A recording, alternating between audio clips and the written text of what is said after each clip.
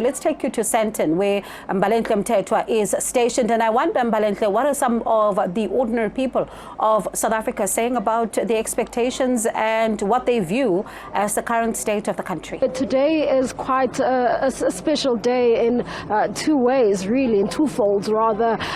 The one is that South Africa marks Mandela Day and commemorates Mandela Day, a day that is spent serving the people as well as the opening of Parliament. And today really reminds me of the words of the late former President Nelson Mandela, that, and I paraphrase, that it is only when you get to the top of the mountain that you realize that there are many more mountains that you need to then conquer. And what we saw the Nelson Mandela Foundation doing today was to hold a number of events, really just targeting different sectors of the country and different communities. We saw them going to the inner city for a cleanup where they were joined by other members of society as well as the Johannesburg Mayor, Kabelo Kwamanda. We also saw them going to the Johannesburg Stock Exchange, where they were packing food parcels for early childhood development centers, and those that has been concluded. And something else that is indeed happening right now as we speak is an event that is happening at the foundation, where we are seeing developers coming together for a marathon. These are the events that have been put together today to mark Nelson Mandela by the Nelson Mandela Foundation. But now going back to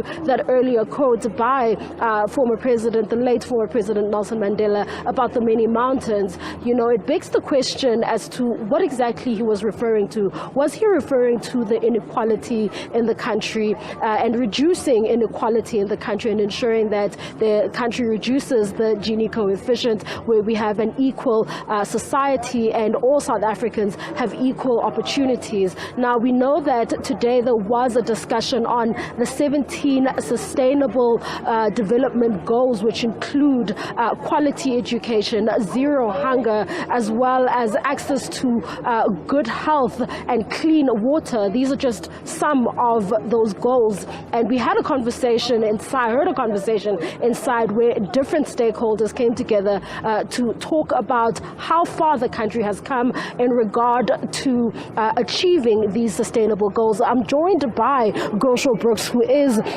a representative of the Nelson Mandela Foundation, and we're just going to talk to him about a number of things. You know, first of all, I know today is Mandela Day and we would like to talk about Mandela Day, but we also have the opening of Parliament, and it would also be quite interesting to find out from the Nelson Mandela Foundation what their expectations are from the President today. Well, the electorate have spoken. We have a government of national unity. I think the key thing for me is that word unity, the last word in the GNU. We need unity, and we need unity not for the sake of everyone getting along, but for the sake that these leaders need to get together and govern this country out of some of the difficulties that we've had, some of which we are busy discussing right now as we speak. Okay. And speaking of the discussions that are happening behind closed doors, I mean, what has stood out for you, and what would you say is one of the issues that were raised in the past that maybe South Africa has done a good job in terms of achieving, and how much more does South Africa need to do in order to achieve all 17 of those? I think the one thing that we need to understand is that the Sustainable Development Goals, even though there are 17 of those goals, they don't operate independently.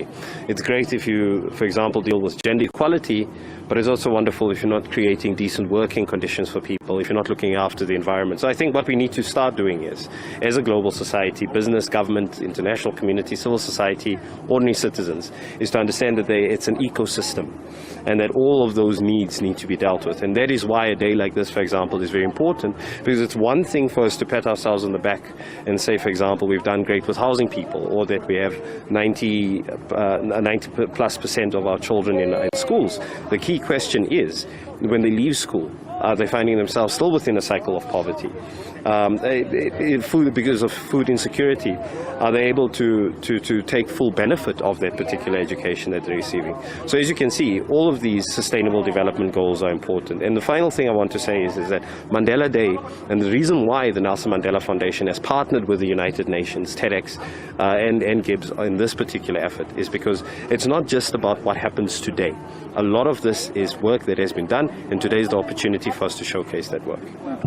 Now, speaking of, what you've spoken about, the conditions that children then go back home to, and poverty, the cycle of poverty, do you expect the president to at least speak to some of these challenges when he does address Parliament for the first time under the Government of National Unity? Oh, most definitely. I mean, you mentioned the fact that South Africa still remains the most unequal society globally. And the fact of the matter is that, and I think that quote that you mentioned, that when you paraphrase Madiba, they're talking about once you've reached the pinnacle of one particular hill, then you see that there are many more to overcome. The fact of the matter is that, yes, we got our civil and political freedoms in 1994. And I think a great foundation was built in realizing many of the socioeconomic needs that were left as a result of the inequality and the inequity of apartheid and colonialism prior to that. But the fact of the matter is that the work needed to continue. And I think that this government now is faced with opportunity. As I said from the onset, the electorate have spoken. People expect more from government. And so it is time that government started addressing the needs of people. One last question. There has been criticism about Mandela Day and, the significance of Mandela Day. There are those who say that it was not a fight by only one man, but by many, and that Mandela Day is a symbol of remembrance for all those who fought for the democratic dispensation that we now enjoy today. Your thoughts on that?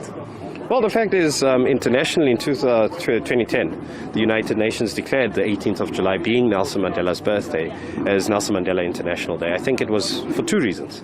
To recognize the person that he was and the role that he had played, and I think that does not automatically exclude or erase the contribution of other people that contributed to the freedoms that we have today.